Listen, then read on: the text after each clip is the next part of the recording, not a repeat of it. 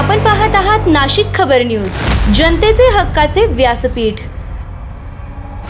इंदिरानगर प्रभागात महापौरांचा दौरा, पाणी रस्ते प्रश्नांवर तात्काळ निर्णय। नाशिकच्या इंदिरानगर प्रभाग क्रमांक 31 मध्ये महापौर हिमगौरी आडके आणि उपमहापौर विलास शिंदे यांनी केलेल्या दौऱ्यामुळे प्रलंबित पाणी व रस्त्यांच्या प्रश्नांना गती मिळाली आहे। नागरिकांच्या तक्रारी प्रत्यक्ष ऐकून महापौरांनी अधिकाऱ्यांना तातडीने कार्यवाहीचे निर्देश दिले। या पाहणी दरम्यान ज्ञानेश्वर नगर, म्हाडा वसाहत, स्वराज्य नगर, पोद्दार शाळा परिसर, पाथर्डी, दाढेगाव आणि पिंपळगाव या भागातील रस्त्यांची दुरवस्था, पाणी टंचाई आणि मूलभूत सुविधांचा अभाव यावर लक्ष केंद्रित करण्यात आले।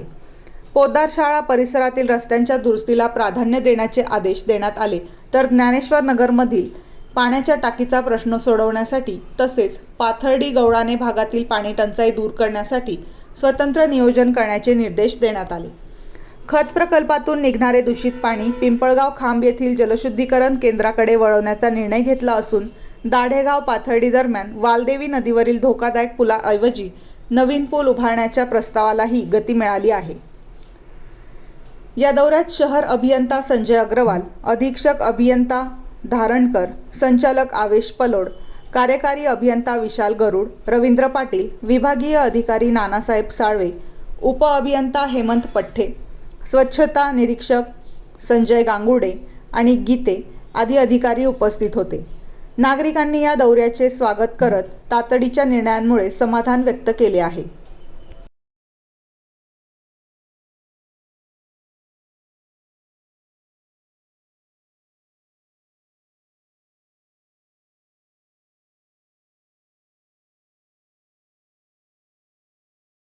नाही, तो पण आमच्या लक्षात आहे।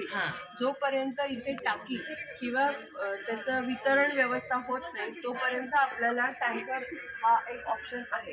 आता तुम्हाला बिल्डरांनी काय सांगून तुम्ही नळ चालू केले होते की नाही हे मला माहित नाही। लोकांचं म्हणणं आहे ताई बरं का। अजून दुसरी गोष्ट ही एक आहे की एक इंची काय होतं, स्कीम जेव्हा बांधली जाते ती 50 आणि 100 आता तुम्ही बघितलं एवढे लोक राहण्यासाठी आहे, पण कनेक्शन घेताना एक इंची कनेक्शन घेतलंय, तुटपुंज कनेक्शन आहे म्हणून पाण्याचा प्रॉब्लेम येतोय। तेच सांगते मी, त्याच्यामुळे ते जर व्यवस्थित नसेल तर पाणी हे तुम्हाला पुरणारच नाही येत।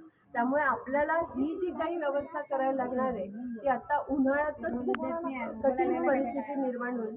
त्यासाठी आपण जोपर्यंत तुमची टाकी किंवा वितरण व्यवस्था व्यवस्थित होत नाही त्यासाठी एक डेडिकेटेड टँकर ह्यांच्या मागणीनुसार आपण ते करतोय आणि त्याच्या खेपा ज्या आहेत रोटेशनमध्ये ड्रायव्हर फिरवतोय दादा, जेणेकरून एका टँकरच्या 3 ट्रिपा होऊ शकतील, म्हणजे ते भरून ते आपल्याकडे उपलब्ध होईल। एक डेडिकेटेड 1-2 जी काही टँकर्स असतील ते इथे उपलब्ध करून देण्याचे आदेश मी यांना दिलेले आहेत। कारण म्हणजे पूर्ण प्रभागाचा नाही हा विषय, ही वस्ती 50,000ची टोटल, त्याच्यामुळे इथे आपल्याला एक विशेष लक्ष द्यावं लागणार, विशेष प्लॅनिंग करावं लागणार आहे की येत्या 4 वर्षामध्ये जे फेज वाईज म्हणतो ना आपण की पहिल्या वर्षात हे होईल, दुसऱ्या वर्षात ते होईल, अशा पद्धतीने काम करावं लागणार आहे, तरच तुमचा पूर्ण जो विभाग आहे हा पर्टिक्युलर झोन जो आहे तो एकदम सुसज्ज आणि व्यवस्थित होईल।